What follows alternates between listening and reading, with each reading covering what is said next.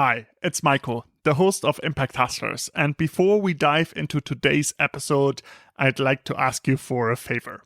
If you get any value out of the episode today, please consider sharing it with a friend who would benefit from it, or leave us a review on your favorite podcasting app. We're an independent podcast and are investing a lot of time and effort in publishing inspiring new episodes every week. We can only do this because of people who support us. And now there is an easy way to do so. You can give us a small tip or a regular donation to make sure we can keep going. Every penny is invested into making the podcast even bigger and better. And you can do so on buymeacoffee.com/Impact Hustlers. Buymeacoffee.com/Impact Hustlers. Thanks very much for your support. Thanks for listening. And let's get into the show. Impact Hustlers, the podcast on entrepreneurs and change makers that are creating solutions to the world's biggest problems. Impact Hustlers is brought to you by Fast Forward 2030 and Real Changers. Visit fastforward2030.com to learn how to include the global goals into your business model, and realchangers.com to find talent and careers with impact. And this is your host, Michael Shafrath.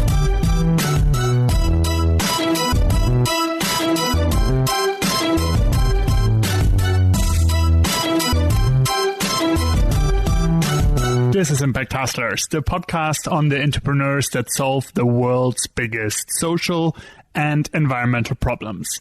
And I'm your host, Michael Shafrath. Thanks for tuning in to today's episode. If you like this episode, make sure to subscribe, leave a review, and share the episode, most importantly, with a friend. To keep updated on new episodes, visit impacthustlers.com and sign up for our email alerts. And follow us on Twitter as well, @ImpactHustlers. Enjoy today's episode, and let's go. In today's episode, I speak to JP, co-founder of Allplants. Allplants is on a mission to make it easier and more convenient for people to live on a plant-based diet by providing healthy and frozen ready meals that can be cooked within minutes. Allplants has raised about £10 million from prominent investors such as Simon Nixon, the founder of Money Supermarket, Felix Capital, and Octopus Ventures. It's great to have you on the show. Thanks, Michael. Good to be here. Thanks for joining me. Give us a brief introduction to Allplants and why the world needs you as a company. Well, I think I'll start with our why, because that's kind of what got us going on this crazy adventure. You know, about this time 4 years ago, I'd been gradually transitioning to a plant-based diet myself, and having grown extremely convinced that this really is an absolute necessity for humanity, for us to eat significantly less meat and other animal products and way more plants, and that we need to ideally make that happen as fast as possible. So having realized that, I was so struck by how unbelievably hard it was. And the thing that made it hard is, first of all, it just wasn't easy at all, and it still isn't. But more importantly, I believe, it's not exciting. And it's got to be exciting, because what we're talking about here is food. Food is something that, 3 times a day or more if you're into snacking, we largely driven by very base instincts. We go find something we want to eat. And that's all pleasure driven. There's very little logic going into our food decisions. It doesn't matter how determined you are to try and be healthy or do something good for the planet. Most of the time, we just want something that tastes good, and we want to enjoy our food, and we want it to be exciting. You want to go on an adventure. And I found what was available really frustrating. And the other thing that was frustrating, Maiko, is that as someone who loves to cook, as like a bit of a modest home chef, as soon as you start really experimenting with plant-based food, you can cook wonderful, mouth-watering, delicious food, but it just takes a bit of effort and a bit of time. And the reality is, as soon as you're busy, forget about it. So with Allplants, we decided, right, well, we're going to be the kitchen that cooks for you.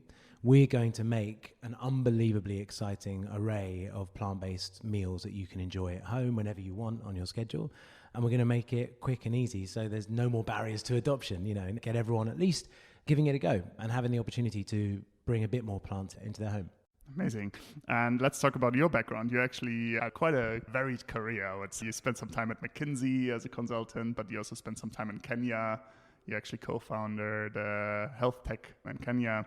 So tell us a bit more about your journey. How did you get here throughout the years? Well, yes, you mentioned probably Gatepost 1, which I loved. I spent a couple of years at McKinsey, learned enormous amounts, breakneck speed, really enjoyed everyone I worked with, but quite quickly realized that I would get a lot more out of doing as opposed to advising. And I also felt like I wanted to go and find the biggest risk I could find to try and have the most impact.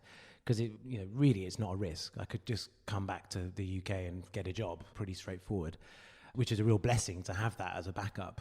And actually, so, the first venture, I moved out back in, I was noodling on the idea in 2008, 2009. And at the time, this thing called mobile payments was really blowing up in the Philippines and in Kenya. And so realized that with this new transaction layer, there was an opportunity to build something really important, which was a bank for the unbanked. And at the time, back in 2009, about 90% of adults did not have any form of bank account. So nowhere to keep money other than in your pocket or in a mattress under the back shed. Really, really quite difficult to actually build savings when you're doing that, or more importantly, to borrow when you need to. So the vision was to build Africa's first bank for the unbanked, and that was quite a crazy undertaking. I think one of the themes you draw from my past is one where naivety enables one to jump into the unknown. Starting a bank is tough, but ran along that path and, through a few different versions and having to shut down at one stage, lay off our first amazing team of 20 people, then rebuild within a partner bank because we needed a banking license. Turns out regulations are quite tough in the financial sector. We took that to market. So that's full scale across sub-Saharan Africa now. It's called Mshwari. And we serve around 30 million plus people a day with financial services, largely who've never had that before. That was Mshwari. And then, you're right, actually pretty much, in fact, almost overlapping with Mshwari, started a health business. It's tech-enabled, but actually it's completely different. It's bricks and mortar. So we wanted, I'm not going to tell you the long story of how he came to the idea, but felt similarly impassioned that there was a massive gaping hole in the provision of high quality, dependable and trustworthy healthcare services in Africa. And obviously I was living in Kenya at the time. My two co-founders were as well. So we started in Nairobi and set out to build the most trusted healthcare chain in Africa. So, in many ways, what Starbucks have done for coffee, we're trying to do for health. Standardizing really high quality protocols and making it really great experiences actually affordable for anyone. So it costs about $5-6 per visit by a patient, including your lab tests, your pharmacy and your consultation. So that has been quite an adventure. We launched almost 8 years ago and now chain of 20 medical centers across Nairobi, and the team are now looking to our next countries. And actually I'm amazed that they're bold enough to be planning potentially an entry to Nigeria, where there's a massive need and opportunity. So that's Penda Health. And it was actually about 5-6 years ago that, having really enjoyed building Mshwari and Penda Health, they were still relatively nascent compared to today. I realized that I really felt like I am designed to build ventures from scratch and to try to build something that can truly have major impact for humanity or for the planet, and bringing people together and mobilizing that is really what I enjoy doing. And I also realized I loved living in Kenya. It was a real blessing. It turns out it's a great place to live. People call it the Silicon Savannah because there's just so much going on there, so entrepreneurial. But also I'm a family guy and I wanted to get back to the UK, and I so realized I needed to come back to London to, first of all, just to kind of root around in the dirt and try and find an idea worth going after, which took a few years. And secondly, just because I felt the next thing I build, I want to build for the long term. And I want to build it, something that I can spend the rest of my life as a mission dedicated to. And, that there's honestly dozens of useless ideas that I churned through, more than dozens, hundreds, some of which actually saw the light of day, many of which didn't get out off a whiteboard or off a mini prototype. But it was very much not by design that I was drawn towards food and towards the massive problem that we need to address for the future of our planet. It was your own need, pretty much, right? Or you discovered in your own life that it was hard to get plant-based food, right? So let's talk about that. How were the early days of Allplants from the idea? Did you actually cook the meals in your kitchen in the beginning? How did it work? Well, actually, what I quite quickly realized when I started eating plant-based was people put this label on you that you're a vegan. And very quickly, as soon as you've got that label attached to you, everyone is in your face and down your throat, asking you questions and challenging you. And, my initial reaction, because that's just what I'm like, was to argue back and give facts and give logic and try and convince people, like, how can you not understand? It's so much better. It's so much healthier. And actually, after I was really blue in the face, what I realized was there's no matter of stories or facts or information you can give people. All you need to do really is cook something delicious, let someone enjoy it, and then they'll say, oh, this didn't have meat in it. That was really delicious. I could have this. I could eat this once a week. So it's kind of like a sneaky way of getting out of those conversations. I just started cooking a lot anyway, for family, for friends. And it just so happens that in this same week that I decided to start what was a veggie experiment, my brother went overnight vegan. And we chatted at the weekend and he was like, oh yeah, I've gone vegan. And I was so annoyed because I was like, oh, what? I'm just doing it as an experiment. So quickly I had to catch up. But obviously we were then on this journey of experience into this way of eating together. And, within 3 or 4 months, we talked about crazy ideas for years before this, but we quite quickly realized there's a really important problem to solve here. Not just the supply side issue, where we need to make really delightful, exciting food available everywhere for everyone, but also this thing about the vegan label and the way that it carried all this radical, overly pious and judgmental meaning. And the problem was that it was very binary. You're either in or you're out. And we felt very strongly that that was really holding back a lot of interest, turning into adoption and change.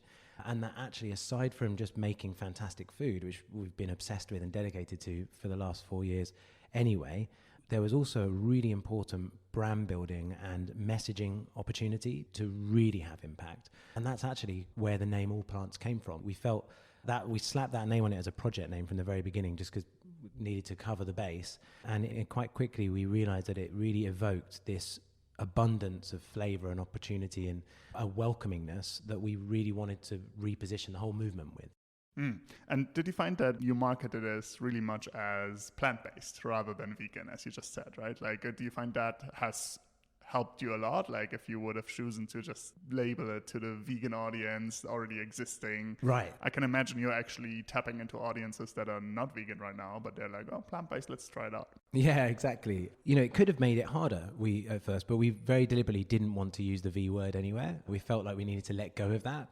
But, for some people that was then confusing. We would get people calling up saying, by the way, is your food vegan? Like, yes, yeah, it's all plant-based, which means that.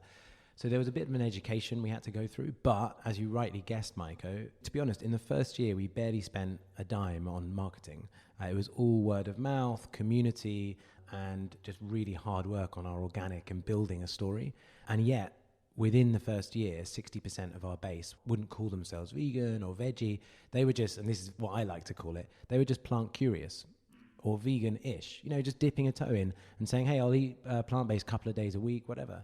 And that was really exciting because that is where the planetary impact and the major lever for change comes in, not just helping the couple of percent of people who have already decided to go this way eat a little bit more delightfully or easily.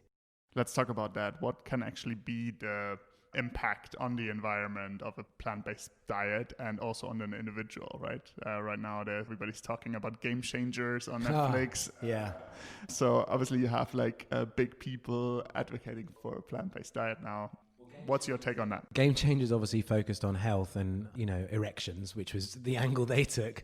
I can't comment on whether I've seen a change in that for me. But first of all, when you look at the typical Western diet, if you take somebody with a normal amount of omnivorous eating, including all types of meat, fish, dairy, etc., and if you move them to vegetarian, first of all, you chop your food carbon footprint by 50%. 50% emissions gone.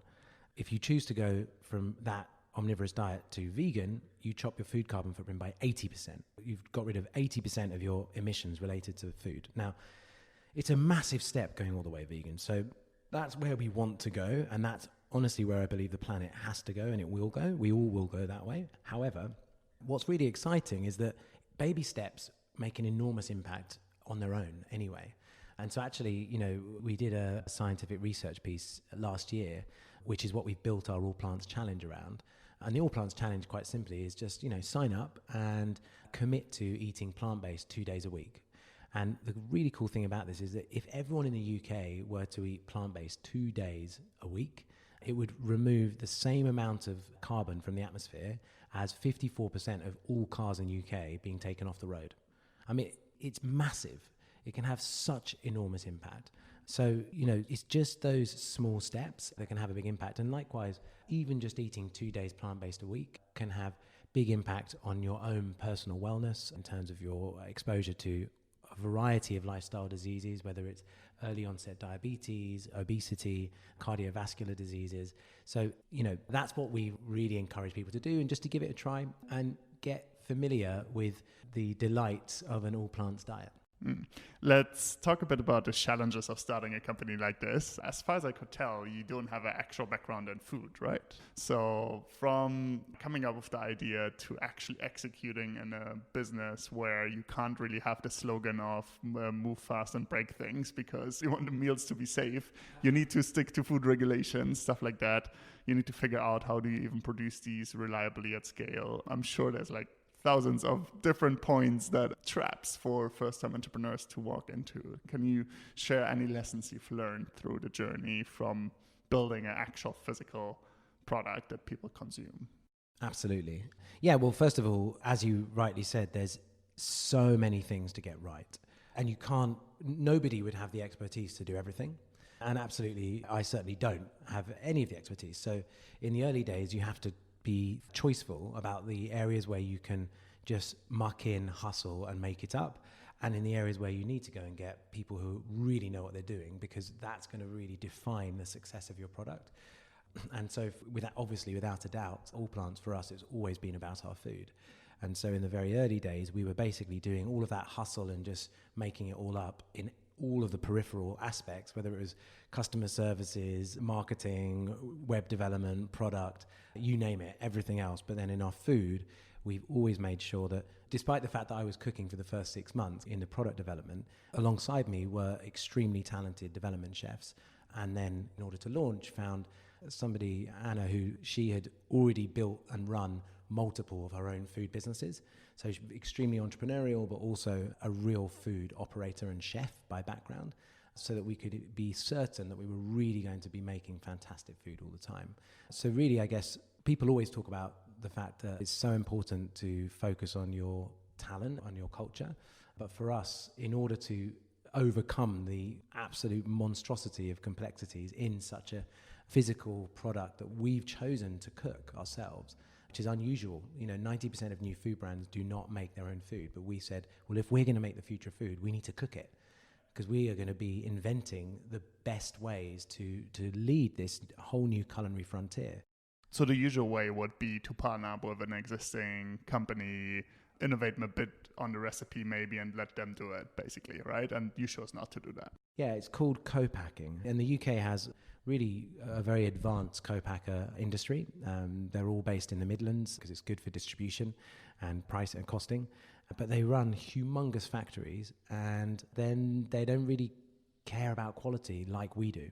And their speed of innovation is about 5x slower than ours. And, for us, those are really important aspects of what we think matters to our customers and what they tell us matters. And, one of the beauties of being, I think the classic phrase is D2C, but we call it C2C, chef to customer, is that every single dish, when is plated by our chef, we know every customer who then sits down and eats that meal. We have direct relationship with you. You are going to tell us, I loved that, or don't know about this one, it's not for me. And then we'll try and find out why. And so we are getting such incredibly granular feedback on every single dish, on every single batch that we cook, so that we can run a really continuous kind of Kaizen approach to quality, which you just couldn't do if you don't have your hands in the kitchen. It was a bold decision. We got challenged a lot. We got told a lot by experts and advisors, are you sure about cooking? Because that's tough. And we said, we get that it's tough, but this is what we'll put all of our energy into, because it's what matters. And it turns out, if you really, really are passionate about something and you love food, then it does show in the food. And we'll always continue to do that. What's one of the biggest lessons you've learned you wish you knew before you started, for maybe people that are looking at the food sector, have ideas in the space? What would be some advice that you can share with them that makes it easier? One of the lessons we've had to learn as we go, and it's been a constant, something we get challenged about as well, is that to build a market-leading household food brand, you have to be in supermarkets. What we're told over and over is you have to put your product on a shelf in a big box. And, as a result of that being continuously amplified to us, it's been hard to stay the course with our thesis and with our strategy and with our belief that, no, we just run a fantastic kitchen and we cook for people all over the country. We don't want to be like those products that just sit there and that you don't have a relationship with and you can't learn about the food and understand the purpose of what's being done. And so I think if we've been able to know from the beginning that actually wasn't a crazy thing to do, and that we could, as we've always intended to be selective and be patient about how to appear in other areas. I think that, probably would have helped us avoid a few late night debates over the years. Let's talk a bit about what's happening right now and maybe start looking into the future as well, right? You just told me you've opened Europe's biggest plant-based kitchen, I think, under your new... We're sat here next door. Yeah. Headquarters. Yeah. That's really exciting. So the guys, it's early in the morning, but the guys are cooking. We kick off cooking every day at 6 a.m. till 10 p.m. because we've got so many people's meals to keep up with. But yeah, recently, it's also our 3-year birthday this month. So 3 years ago, we just opened our very first kitchen, which Alex and I scraped all our pennies and savings we'd ever made together to open. And we cooked in that for 3 years. We made 1 million meals in that kitchen, which I can't actually quite believe it based on the size of it. But, we worked very hard to produce those meals. But we quite quickly realized that we're going to need more kitchen space. And the eventual, which very exciting outcome of that is we've found a new site, which is where we are just here in North London. And we started cooking in there about 2 weeks ago. And, it's a really big space. We've still kept to our small batch, chef-cooked kitchen principles, but just we're giving our chefs way more space to do it. And it's going to allow us to really both innovate and expand our range, which we're really excited about, and, hopefully reach more homes with more plant-based food. And as you said, we've been told it's Europe's largest dedicated plant-based kitchen, which is fantastic. I want to see more people opening kitchens like this, but for now, great. So that's one of the key things we're doing, but also it's Veganuary. So for people who don't know, Veganuary, kind of like Movember, is a month where people choose every year to give vegan a go, I suppose, for the month. And, quite a lot of people carry on after that. And so this month tends to be quite a busy one for us. And actually, as part of that, one of the exciting things is we launched our first television-based ad as an experiment, which was quite an undertaking for a small startup, but it seems to be making waves. It's getting a really great response, and we love it. So that's all part of the fun too. Have you branded it as Veganuary special or something like that, or just... No, yeah, well, by the way, we love the guys at Veganuary and they're doing an incredible job. Got so much respect for Matthew and Jane who started it, and they helped us a lot in the early days.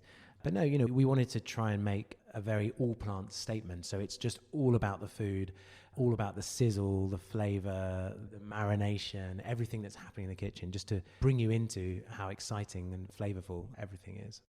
Great. We got to the last question already, and that's about the future. Yeah, very quick. So if you imagine the world in 10 years' time, if Allplant succeeds, how does the world look like?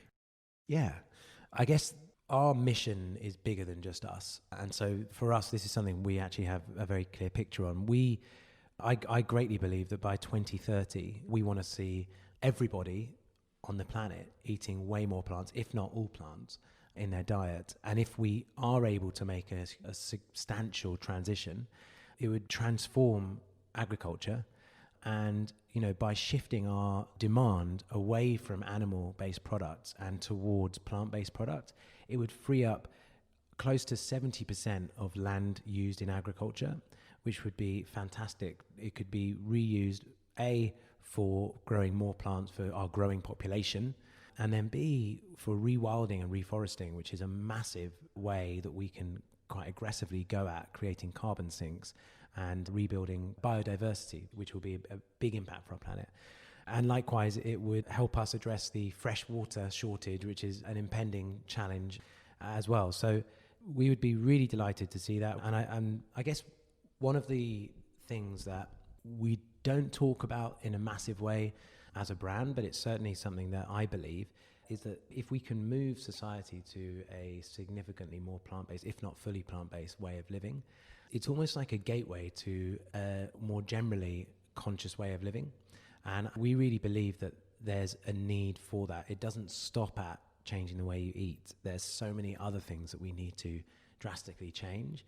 And so, if you like, we think of moving towards plants as a gateway drug to trying to have a lighter footprint on the planet and more impact generally in a kinder way for the planet, which, is something we all get excited about when we're allowing ourselves to be the hippies we truly are over here at Allplants HQ. Amazing. Thank you very much for sharing your journey, and all the best for the next 10 and 100 years to come. So thanks very much. Thanks, Micah. I'm going to drag you down to the kitchen now because we've got to have a taste. I'd love to see it. All right. Thank Cheers. you. Thanks for listening to today's episode. If you like this episode, make sure to subscribe, leave a review, and share the episode with a friend. To keep updated on new episodes, visit impacthustlers.com and sign up for our email alerts. And also follow us on Twitter at impacthustlers. Thanks very much for tuning in, and see you next week. This was Impact Hustlers, the podcast on entrepreneurs and change makers that are creating solutions to the world's biggest problems. Impact Hustlers is brought to you by Fast Forward 2030 and Real Changers. Visit fastforward2030.com to learn how to include the global goals into your business model, and realchangers.com to find talent and careers with impact. Thanks for listening to today's episode. If you enjoyed this episode, please subscribe, share the episode, leave us a review, and consider becoming a supporter on buymeacoffee.com/impacthustlers. This means a lot to me. Thank you very much for tuning in, and see you next time. Bye.